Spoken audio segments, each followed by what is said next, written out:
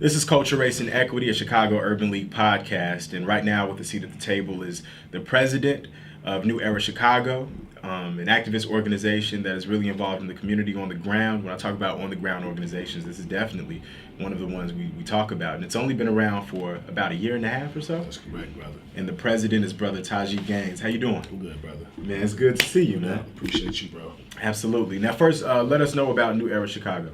No doubt. Well, New Era Chicago is a unapologetically pro-black, action-based community organization. And what all that means is, man, we love our people unapologetically. We're not ashamed to say black pride, black love, black unity, because that's exactly what's needed in our communities nowadays, is for us to come together under that mantra of loving each other and appreciating you so I could appreciate myself, bro. You know what I'm saying? So, and the action-based part of it is we're out in the streets roughly 5 to 6 days out the week, you know what I'm saying? So we're very active in the community because we believe that consistency is going to breed the results that we want to see. One thing that impressed me in particular about New Era Chicago and why we position this conversation of public safety on the back end of the conversation with Father Flager is the generational difference. You know, Father Flager has been around for a long time, and this is a new organization, at least the Chicago chapter, that moves in new ways. I found out about New Era Chicago by looking at one of your Facebook videos. About 1 million views you got on that video. No doubt. What was happening in the one I saw? Well, basically, man, that video, it was a shutdown of a gas station, and what we preach is accountability within the community. That's with the residents, our brothers and sisters, the store owners who we allow to come in our communities and make a living by supporting their businesses, and also the police that are supposed to be policing our neighborhoods, you know. So everybody needs to be held accountable and held to a certain standard of being in our community to make sure that we're living the way that we need to live. That particular gas station had a long record of disrespecting the women in the community, the children, and things like that. We went to the gas station to talk to them about it, and they tried to disrespect our organization. So we had to show them that we can deliver a consequence for the disrespect of the residents in the community. So we shut down their business for about 4 or 5 hours. They didn't make a dime. They didn't make any money, you know. So that video went viral, bro, and that was kind of our introduction to the city.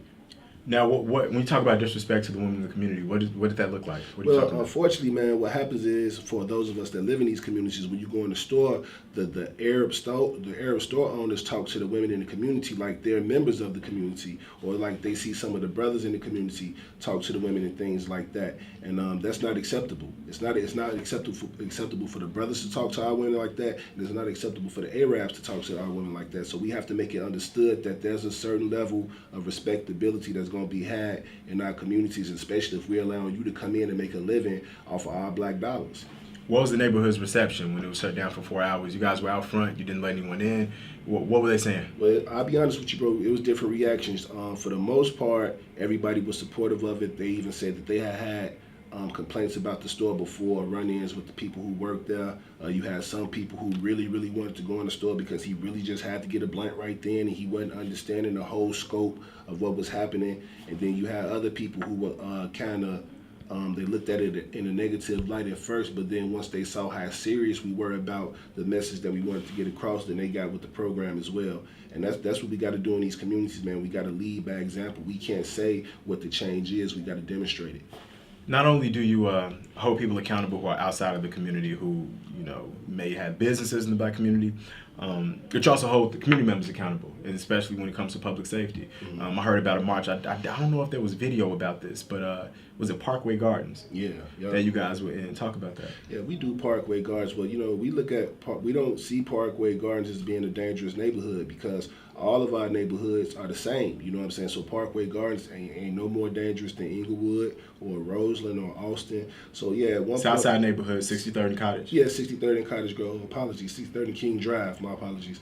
And, no, that's my bad. Yeah, we went through there. We talked to the brothers just like we talked to everybody else. And it was all love. They didn't tell us, man, we trying to do our thing. Y'all need to move around. They weren't like, y'all over here making a whole lot of noise. They like, bro, you right. You know what I'm saying? Everything y'all saying is right. Some of them started to help us pick up the trash because that's what we do when we go to these communities as well. They don't even understand the conditions that they living in, bro, because we become so accustomed to living that way. So that's the message that we want to bring across when we go to communities like Parkway Gardens is we could change this ourselves. You don't need to wait for somebody to come change the culture of this community if you're really not with the way that things are going over here. We can do it ourselves. The men and women within these communities have the resources and the mental capabilities to change these situations ourselves. We just got to care enough, and we got to understand. We have to.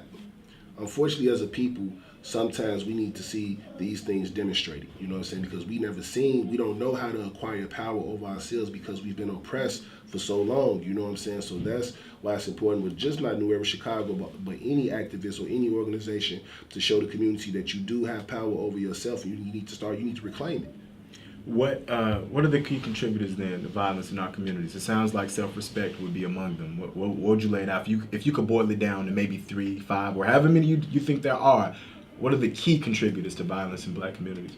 Poverty, miseducation, the prison industrial system, the lack of resources and workshops and vocational programs for the young men in the community to get involved with.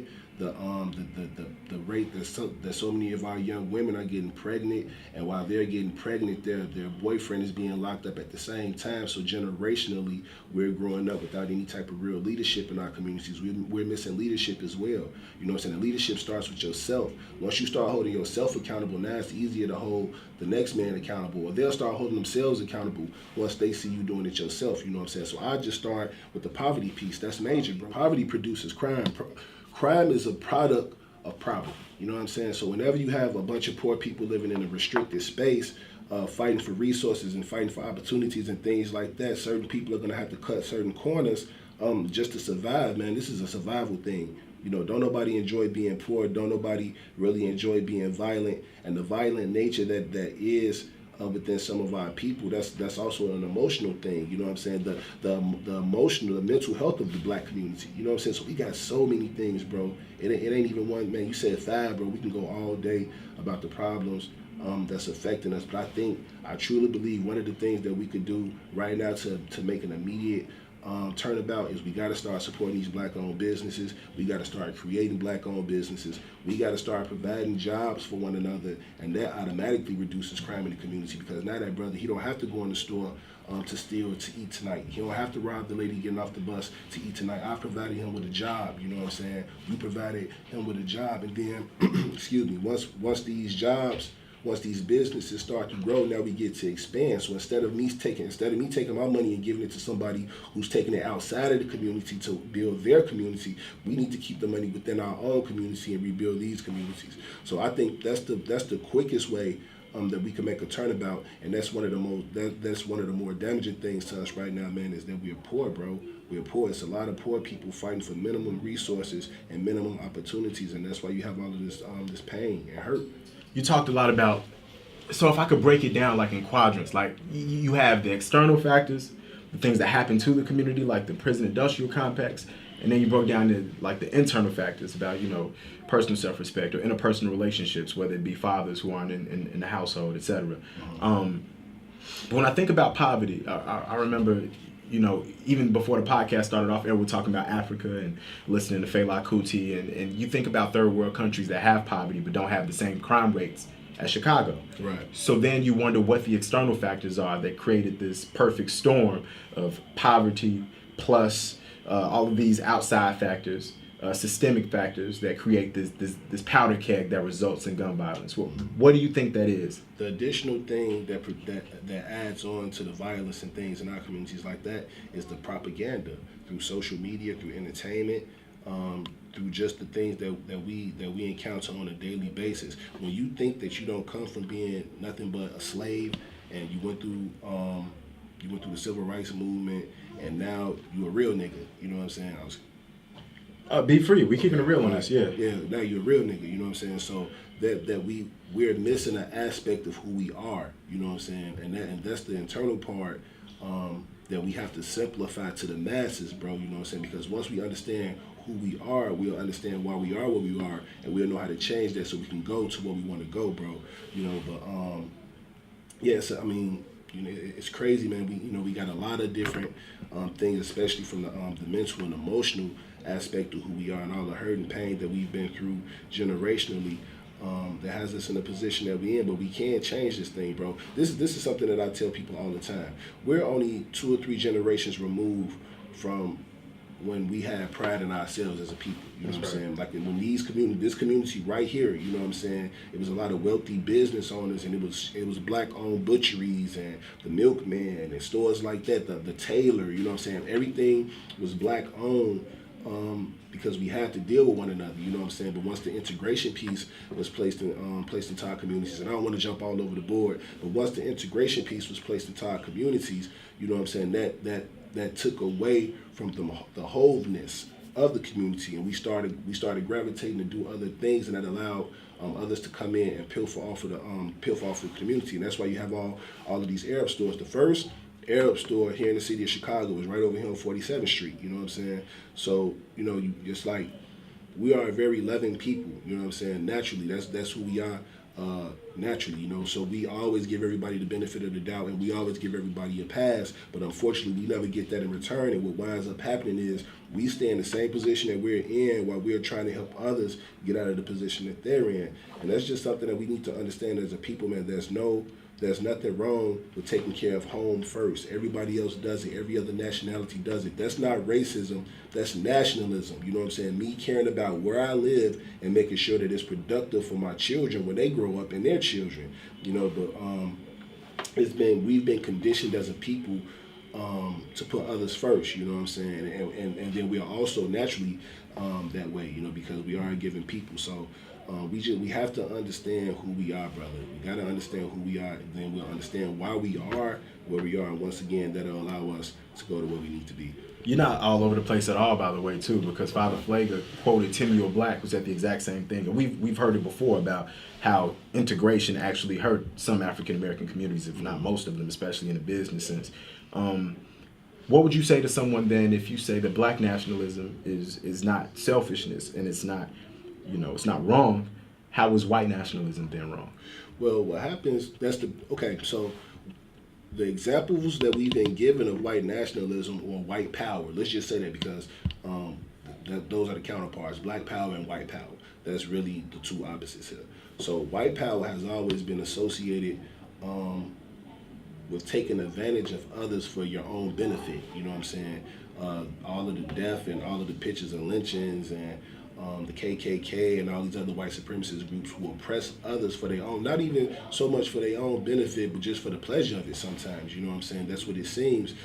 That's not what black power or black nationalism about. Black power means let's unite ourselves and retake power over our own conditions. Let's stop relying on others to take care of us when we can take care of ourselves. As a whole, we have 1.3 trillion spending power. We would be the 9th richest nation in the world if we pooled all our money, and that's not even talking about all the under the table money that we spend on weed and liquor and all that type of stuff. You know what I'm saying? So we have money and resources to make the changes that we want to change, that we need to make. You know what I'm saying? But it's on us to get into the mind state of pooling ourselves together and do that. And we have to understand. We have to stop allowing the propaganda to tell us that raising a black fist means that you're oppressing somebody else. No, I have to tell you that I'm proud of who I am, bro, because I've always been told not to be proud of who I am. That's the propaganda that's been placed on me ever since I've been here. You know what I'm saying? So in order for me to reverse that, I got to empower myself, and I got to speak power into myself and into my people. And that power doesn't mean to oppress others. That power means to empower ourselves. And nobody should have a problem with somebody empowering themselves unless you want to oppress them. Mm. There was a point you made earlier that I thought was real key about how the prison industrial complex exacerbates this crime problem. Mm-hmm.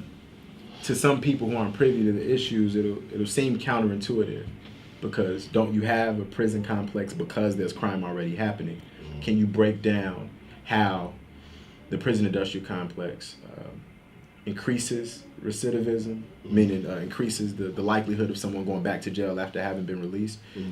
and how that in turn creates more violence? No doubt. Well, let me start first of all with the prison industrial complex is, and it's basically the same thing as a plantation, because anybody who knows anything about the police or policing in this country, it basically started with the vagrancy laws that were being enforced immediately after slavery, basically saying if you were homeless, or if you didn't have a job, or if I caught you walking down the road, or basically if you was a slave that was just freed, I was going to lock you up for it. and return you to the plantation, so to speak.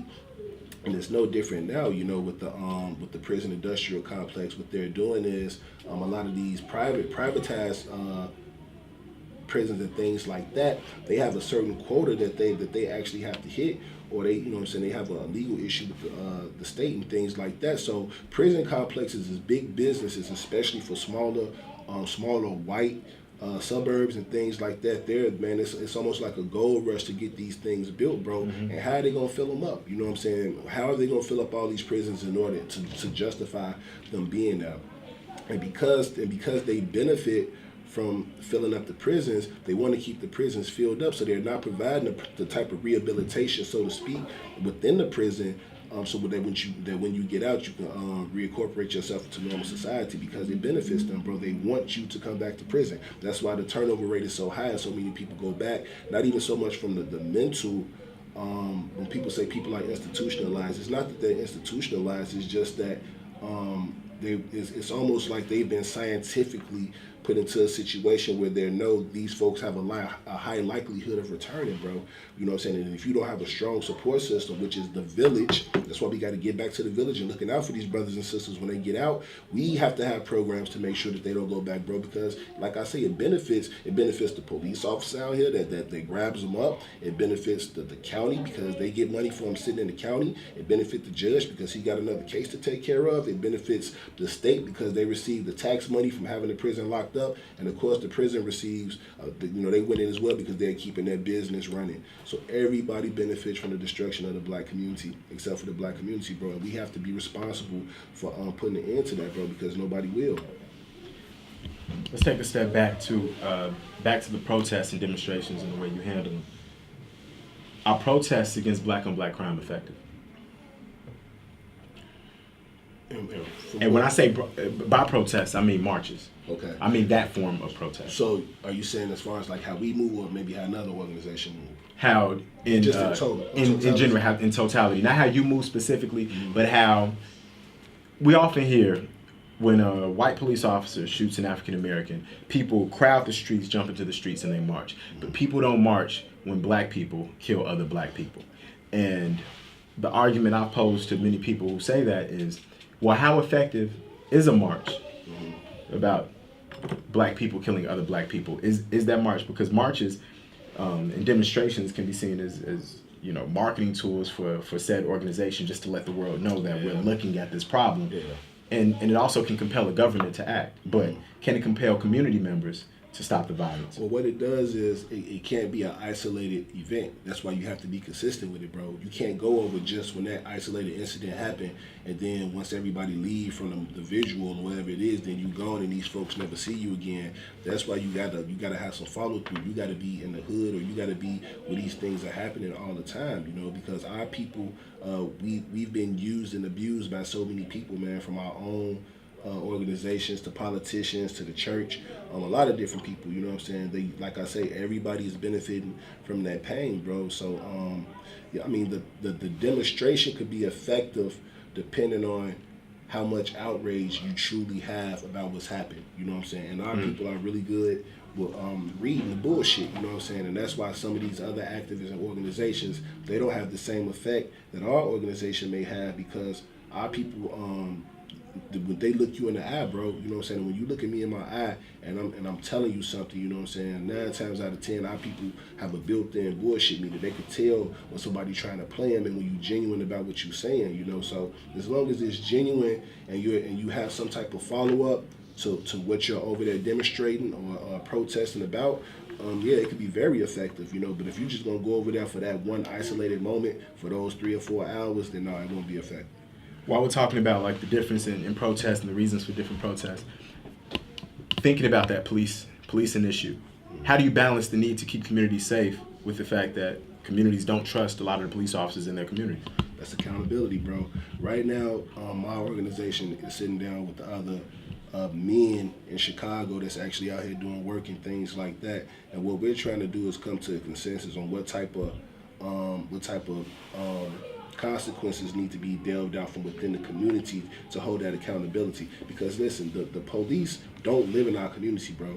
You know what I'm saying? They come, this is a job for them. They come do their 8 hours and they get up out of there. You know what I'm saying? We're the ones that have to live here on a consistent basis. So we should be the ones that set the tone as far as what's acceptable and what's not acceptable within the community. You know, as long as you have an outsider doing that, it'll never be no real significant change. So the people within the community has to take over that mantle and like, look, you raping ladies and things like that, check it out, bro. You're gonna have to move around. You know what I'm saying? If we see you over here again, this is what it's gonna be. You know what I'm saying? And I don't, trust me, I don't condone no type of black on black violence, but I don't condone nobody putting black on black violence on our community as well. You know what I'm saying? So if there's a predator within the community needs to address that. You know what I'm saying? Because the police, they may or may not, you know what I'm saying? They don't have a vested interest as much as I do, because my mama and my sister and my lady gotta walk up and down the street. So I gotta make certain that they straight. You know what I'm saying? The police, he may or may not run into us. So that's another part of the accountability piece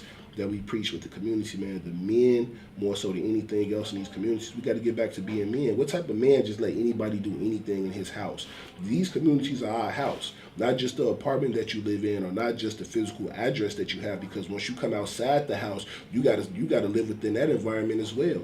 You know what I'm saying? So you can't just say, if you own this building, I'm just gonna take care of this office right here, and whatever happened to the rest of the building just happened to the rest of the building. You gotta walk down the stairs to get to your car, or you gotta go down there to the, use whatever the case may be. So we gotta get out of the mind state of just doing for self, and we gotta reincorporate that village mentality, bro. And that's how we re-establish accountability within our communities. You know what I'm saying? Me caring about you enough to hold somebody accountable for what they did to you. How can the media hold systems accountable? What role does the media play in all of this? Well, it depends, bro. I'm a big fan of black media outlets such as yours and a lot of other brothers and sisters that we talk to that support us. They come out and shoot our videos and put our message out there in other organizations. So we appreciate you all. And what you all could do more so than the mainstream media is just continue to put the true stories of what's actually happening out into the community. Because a lot of times mainstream media is always some form of propaganda, depending on which way they want to sway the story, and that goes from news station to news station. So different news stations may report the same story in several different ways. So you would never be able to really truly get the factual, actual what's happening from the mainstream media. But brothers like you, that's actually out here talking to the people that's out in the trenches and know what's going on, that's the best way for us to get our media out there. We got to support you all. We got to endorse you all. You know what I'm saying? We got to, we go to YouTube and all these other things, and World Star, whatever the case may be. We need to be coming to websites and blogs just like yours, man, because you all are the ones that's actually putting what's going on out in the streets out to the people. I appreciate that, Taji. And it's interesting, too, because I work for a mainstream outlet, too. You know what I mean? And finding ways for mainstream outlets to understand what stories are important to us and what stories are important to communities. You can't talk about, not even speaking about any station in particular, but you can't talk about wanting to have a more diverse audience if you're not telling diverse stories. Yeah. And it doesn't mean just talking to that one community member in the hood who is the go-to person when something happens in any black community in Chicago. Yeah, and that's the thing, man, because, okay, so for instance, I'm not sure if you heard about this, but there was a big incident with us and the police on April 1st. We was doing one of our programs, and they came out there and bum rushed us and locked some folks up, and it was a bunch of bullshit. You know what I'm saying? Especially from some public servants who had observed us cleaning up the community for several hours before. We weren't harassing nobody. We weren't doing any anti-police chants or anything like that. We were just strictly cleaning up the community and trying to link with the people and things like that. But if the people aren't aware that these type of things happen, then there'll never be any real true justice. Now, we had major media outlets come out and cover the story, but it was still skewed a little bit. You know what I'm saying? And it's all good because that's their job, man. That's their job, and that's why one thing we do as an organization is we try to stay away from the mainstream media, because a lot of times the message gets mixed up. But if I had to give them a bit of advice, man, my best advice would be go talk to these families that are really hurting. Don't do the flashy stories and things like that, because once you start telling the true tales of what's happening in these communities on a consistent basis, maybe somebody outside of the community would be willing to come in and help. But as long as they think these things are happening just because we can't control ourselves or just because we like living like this, then the situation continue to be that way. And I think that's what makes New Era so powerful too. You guys create your own. You do your own community reporting because you tell your story. If the Facebook page, we see the whole Facebook Live video of what happened. You guys tell your stories too, and that was the vision behind this podcast too. So somebody who's worked for, myself worked for an African American news station, and then now the mainstream station. I said, well, how can community organizations create their own media so that we tell our own stories? You know what I'm saying? With the same professionalism as a huge outlet. Last question. Taji, how would you define equity, and how can resources be distributed more equitably in Black communities?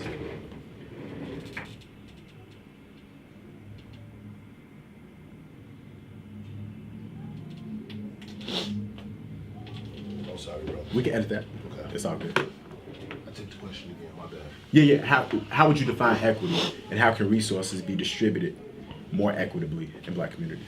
What I think we actually need in the Black community more so than an infusion of cash is we need training programs. We need financial literacy workshops. We need vocational training. We need we don't need loans and things like that. We need long-term solutions that will allow us to build a strong financial foundation that we could grow from. That's the only equity that I could think of, brother. I don't. There is no true equity when one segment of a population is less educated or less equipped to deal with finances and politics and things like that. So, the equity would come if we were to ever receive any equity in the form of providing these low-income communities, the Black communities, with the type of resources that they need to produce long-term tangible results for the communities, not just acts of generosity. We don't need no more acts of generosity. If somebody's going to give us something as far as equity, then we need an equal stake in making sure that we can have an equal footing with the rest of the people in this country. I'm not sure if that'll ever happen, but we'll see. Brother Taji Gaines is the president of New Era Chicago. Thank you for taking a seat at the table, man. Absolutely, bro. Appreciate you.